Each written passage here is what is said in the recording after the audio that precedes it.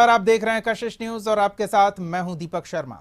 कश्मीर से केरल और अरुणाचल से गुजरात तक बीजेपी ने 195 उम्मीदवारों के नाम का ऐलान कर दिया, लेकिन जिस राज्य के लोग राजनीति ओढ़ते और पहनते हैं वहां इंतजार ही होता रह गया। 40 सीट और गठबंधन में 6 पार्टियां, सबकी अपनी अपनी दावेदारी है। पिछले चुनाव में जीत का रिकॉर्ड भी है। टारगेट विपक्ष को 0 पर समेट देने का है, लेकिन सीट बंटवारा होगा कैसे, फॉर्मूला सामने नहीं आया। वैसे दावा यही है कि प्लान तैयार है, समय का इंतजार है, लेकिन कैसा प्लान और कितना समय, सवाल तो पूछेंगे, पर पहले देखिए चल क्या रहा। तेजस्वी का तंज, लिस्ट में क्यों नहीं बिहार? कहाँ बीजेपी ने बिहार में एक को टिकट बांटा, जरा नामों बताइएगा। सीट शेयरिंग में पेंच से जेडीयू का इनकार। एनडीए में कहीं कोई सीटों को लेकर समस्या नहीं। सहयोगियों की मांग पर तकरार। देखिए, सीट बंटवारे पर चिंता नहीं करना है, सब हो चुका है, समय आने पर आपको पता चल जाएगा। प्लान तैयार, समय का इंतजार। बिहार के लोगों को आश्वस्त करना चाहते हैं कि ये बिना किसी कठिनाई के 100 समय पूरा कर ले। सवाल तो पूछेंगे।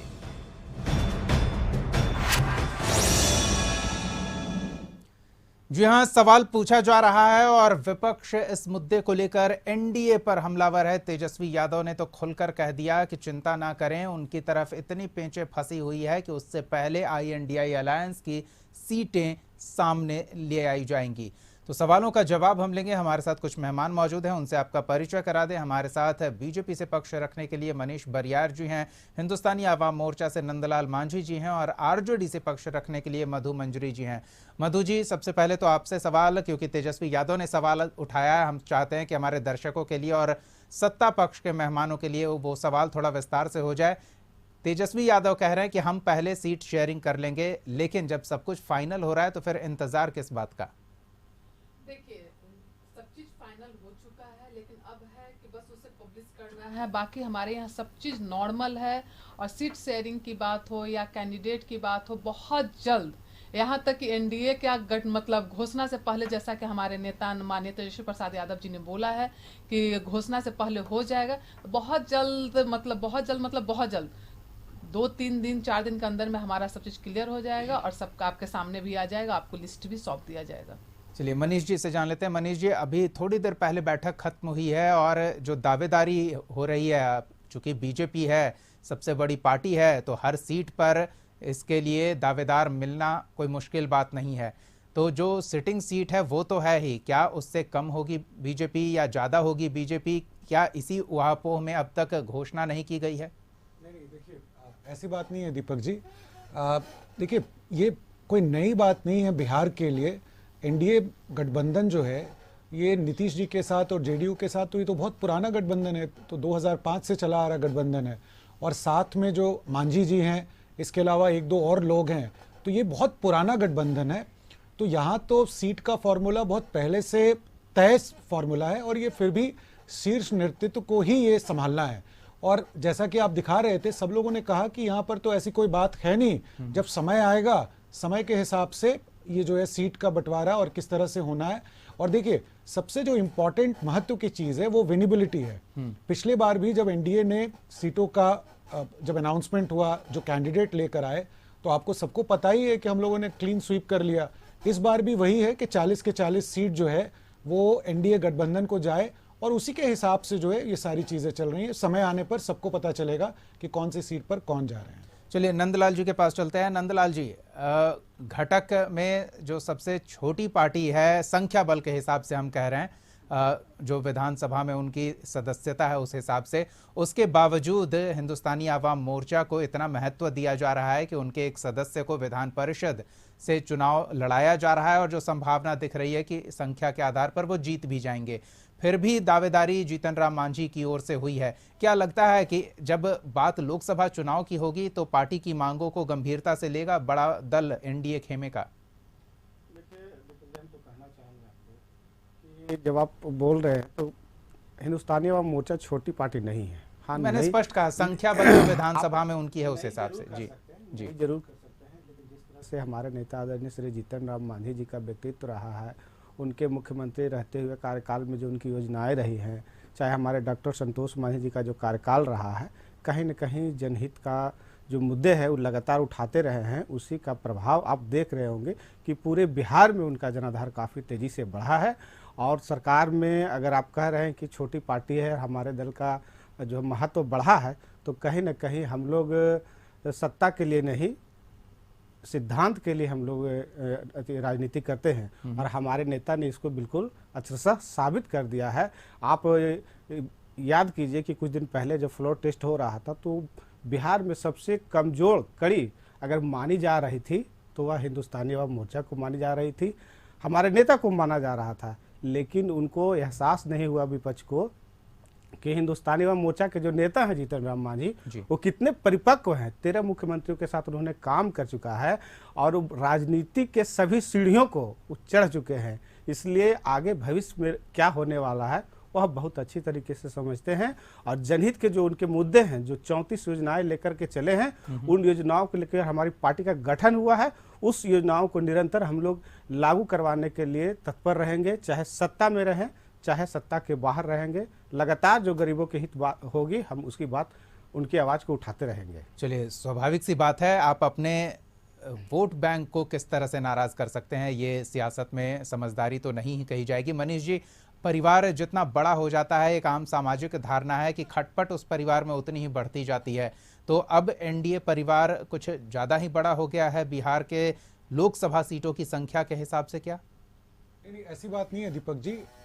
ये तो इनफैक्ट बहुत बड़ा सौभाग्य है कि एनडीए में ज़्यादा से ज़्यादा पार्टियां, और जब आप पार्टी कहते हैं तो समाज के हर वर्ग के लोग एनडीए में आ रहे हैं और जुटना चाहते हैं। तो ये तो बड़ी अच्छी बात हुई, क्योंकि समाज का प्रतिबिंब जो है वो एनडीए है और जितने लोग जुड़ेंगे उतना ही अच्छा है। क्योंकि देखिए, आप किसी भी वर्ग को, किसी भी समाज के हिस्से को अगर आप उनका अधिकार देना चाहते हैं तो उनके अधिकार को देने के लिए उनके जो लोग हैं वो जुटे रहने चाहिए। भारतीय जनता पार्टी सबसे बड़ी पार्टी है, लेकिन इसके बावजूद कुछ ऐसे नेता हैं जिनका बड़ा अच्छा प्रभाव है अपने अपने वर्गों में, और वर्ग के लोग अगर आते हैं तो उनको सम्मान भी मिलता है। और भारतीय जनता पार्टी जो है, हमारा भी जो है वो काफी उससे अच्छा होता है। तो इसलिए मुझे नहीं लगता है कि ये कोई किसी तरह की कमजोरी की बात है। वो सब तो ठीक है मनीष जी, लेकिन जब सीट सीमित है और संख्या ज्यादा है सहयोगियों की और किसी को नाराज भी करना नहीं है, तो ये एक बड़ी चुनौती होती है और बीजेपी इस चुनौती से जूझ रही है। देखिए, ये मोदी जी का इलेक्शन है, प्रधानमंत्री चुनना है, और सबको पता है कि मोदी जी के नाम पर ही ये पूरी जो वोट है जनता दे रही है।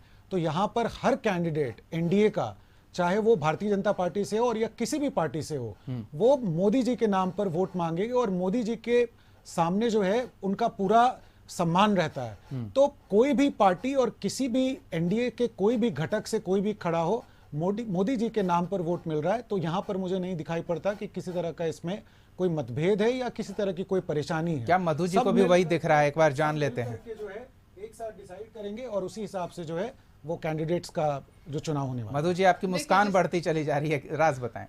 देखिए, सबसे बड़ी बात है कि जैसा कि इन्होंने बोला कि सबसे बड़ी पार्टी है, तो इनका देखेंगे कि सबसे बड़ी पार्टी तो है, लेकिन कहीं ना कहीं बीजेपी को अपनी पार्टी पे उतना भरोसा नहीं है कि जितना कि ये दिखाते हैं कि हम इतनी बड़ी पार्टी है। क्योंकि इनको देखेंगे कि मतलब लगातार छोटी छोटी पार्टियों के आगे भी नतमस्तक हो रहे हैं, सबको जोड़ने की कोशिश कर रहे हैं, सबको मतलब अपने में समेटने की कोशिश कर रहे हैं। और एक मैं चीज़ बोलना चाहूँगी कि सब लोग यही बोलते हैं, ये मोदी की गारंटी, मोदी को वोट मिलेगा। तो मोदी मतलब इसके आगे क्वेश्चन मार्क उठता है। अगर मोदी नहीं तो क्या बीजेपी खत्म? बीजेपी क्या मोदी से शुरू होता है और मोदी तक ही खत्म होता है? आदरणीय मोदी जी को हम अपने प्रधानमंत्री जी को बहुत मानते हैं भी हैं, सब चीज करते हैं, सम्मान करते हैं, लेकिन क्या बीजेपी का मतलब सिर्फ मोदी? और अगर मोदी नहीं तो कुछ नहीं, अगर मोदी का चेहरा नहीं तो कुछ भी नहीं। अभी मैंने देखा है कि अभी सारे बीजेपी वाले लोग मोदी का परिवार, तो मुझे ये नहीं समझ में आता है कि सारे ये लोग क्यों नहीं लिख रहे हैं कि हम बीजेपी का परिवार, मोदी का परिवार। मतलब मोदी नहीं तो कुछ नहीं, बस एक ही चेहरा मात्र है मोदी, और मोदी नहीं तो बीजेपी खत्म। तो ये जो चीज है, जो स्ट्रैटेजी, खास करके बिहार की बात आती है तो बिहार की राजनीति कहीं सब पूरे देश भर में बिहार की राजनीति को अलग माना जाता है। बिहार का जो टेम्परामेंट है वो अलग है, बिहार के लोग का जो सोच है वो अलग है।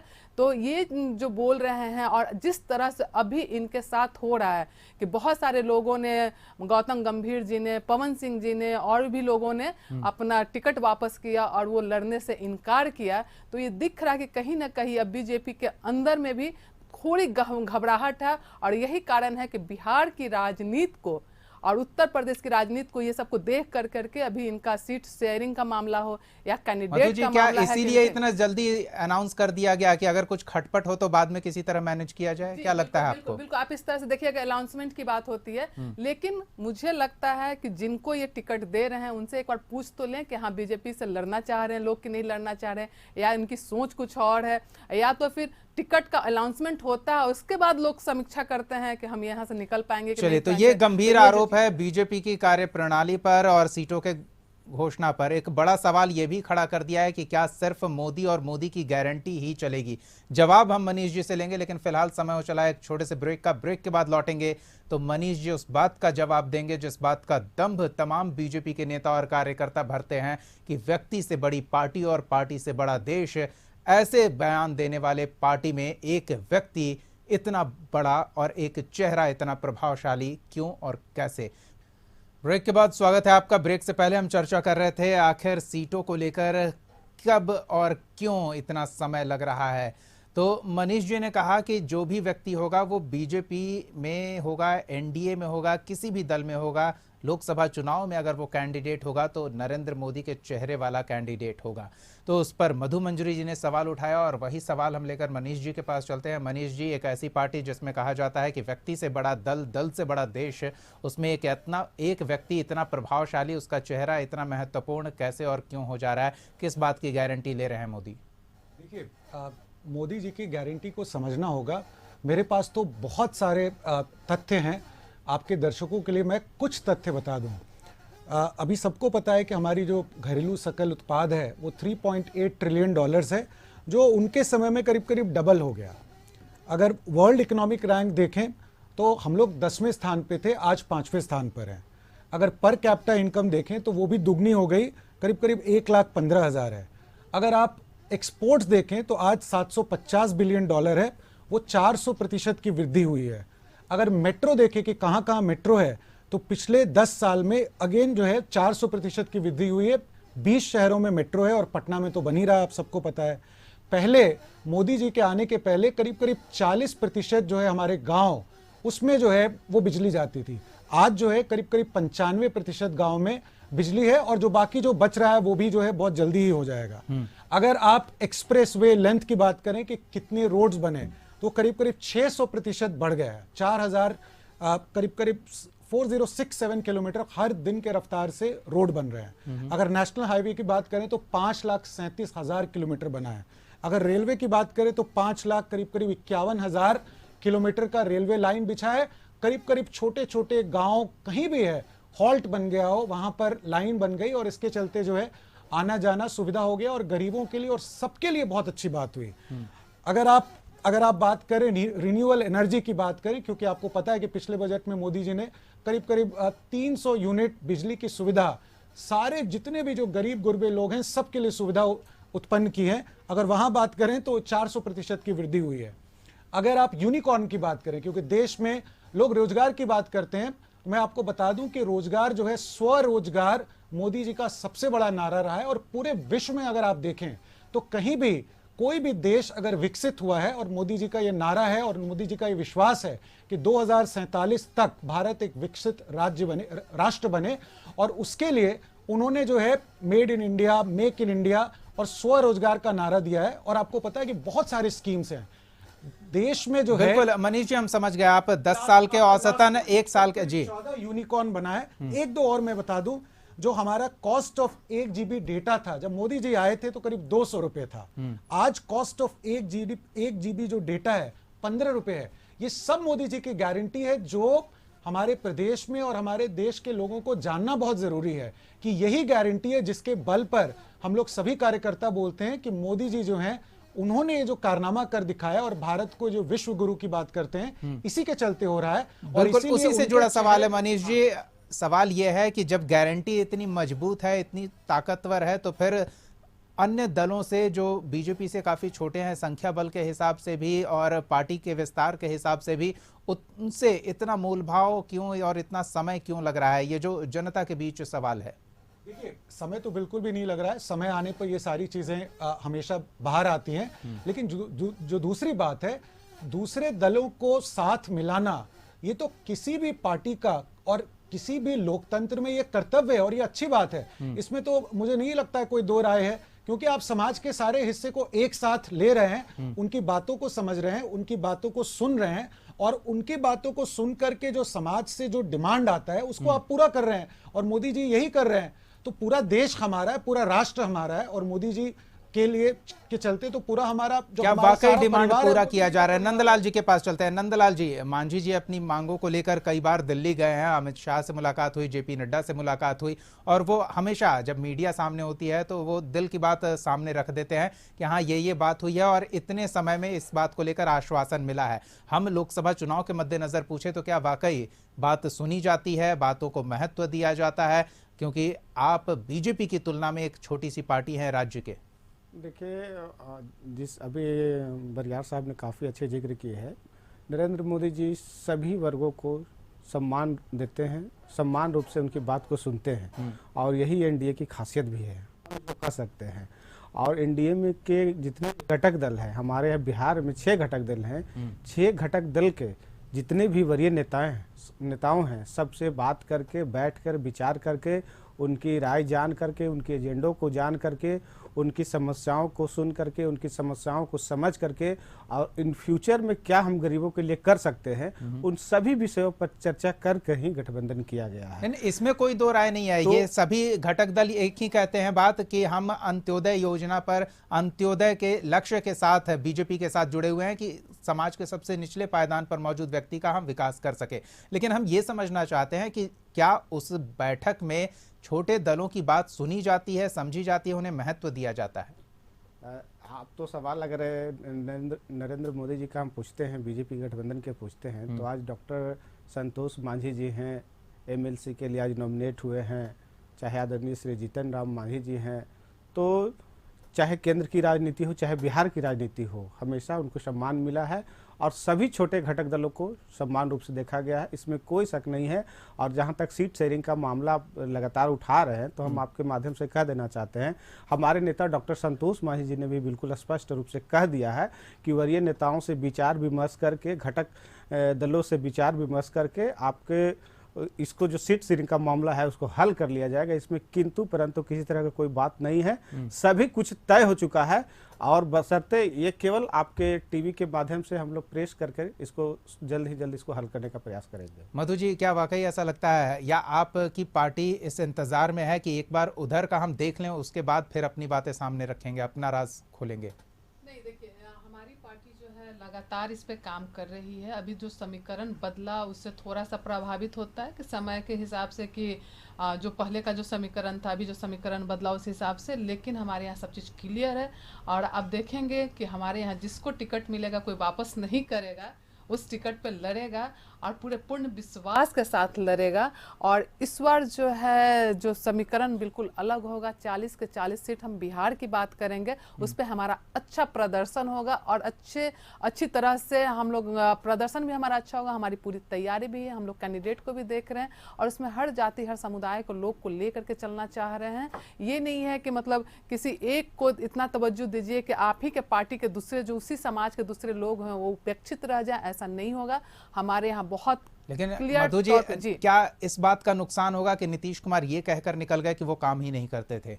अब देखिए, ये तो कोई भी कहीं जाता है ना तो वो कुछ भी बोल दे, वो तो बोलेंगे नहीं कि उनके सहयोगी जो थे उनके यहाँ ईडी और किस तरह से जो छापा पड़ रहा था, कितना उनको घेराबंदी किया गया था, क्या मजबूरियां थी उनकी, वो तो अलग की बात है। लेकिन बिहार की जनता ये देख रही है कि माननीय तेजस्वी प्रसाद यादव जी जो ने वादा किया था, जो इनका दृढ़ इच्छा शक्ति होनी चाहिए आपके लिए, जिस राज्य में आप काम कर रहे हो, माननीय तेजस्वी प्रसाद यादव जी हमेशा बिहार के लिए काम करते रहे हैं और बोलते भी रहे कि बिहार में वो शिक्षा के लिए, स्वास्थ्य के लिए, रोजगार बिहार के लिए सुनवाई के लिए, कार्रवाई के लिए, कृषि के लिए काम करेंगे। वो लगातार उनको जब मौका मिला 17 महीने का तो उन्होंने काम करके दिखाया।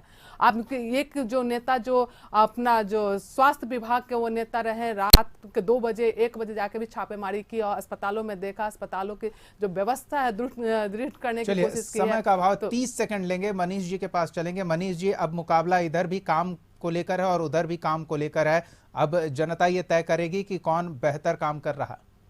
देखिए, कोई मुकाबला ही नहीं है काम को लेकर के, और ये मोदी जी का इलेक्शन है और उनके सामने अगर आप काम देखें तो मुझे दिखाई नहीं पड़ता आज तक मुझे नेता प्रतिपक्ष की तरफ से बिहार के बारे में कोई ऐसा एक विजन जो वो दें कि बिहार को तरक्की के रास्ते पर कैसे ले जाएं, बिहार को इंडस्ट्रियलाइज्ड कैसे बनाएं, या बिहार का कृषि का रोड मैप बता दें, या बिहार में जो है भविष्य का सुनहरा सपना संजोना भी जरूरी हो जाता है कामकाज के साथ साथ। चलिए, यहाँ पे एक मैं बात बोलना चाहूंगी। जल्दी से। नरेंद्र मोदी लगातार बिहार का दौरा कर रहे हैं। वो बताएं कि बिहार में कितना रोजगार दिए, वो बताएं कि बिहार के लिए अस्पताल के लिए क्या किया, बताएं कि कितना कॉलेज स्कूल खुलवाए, बताएं कि वो कितना। चलिए, तो विपक्ष के सवालों का जवाब सत्ता पक्ष को देना होगा, यानी कि एनडीए गठबंधन को देना होगा, तभी चुनाव में वो जनता के बीच खुलकर अपनी दावेदारी प्रस्तुत कर सकते हैं। क्योंकि बिहार में जहां हर व्यक्ति राजनीति का महारथी है, राजनीति के हर रग रग से वाकिफ है, उन्हें बरगलाया नहीं जा सकता, उन्हें झांसे में नहीं लिया जा सकता। अगर काम की बात है तो हिसाब भी देना होगा,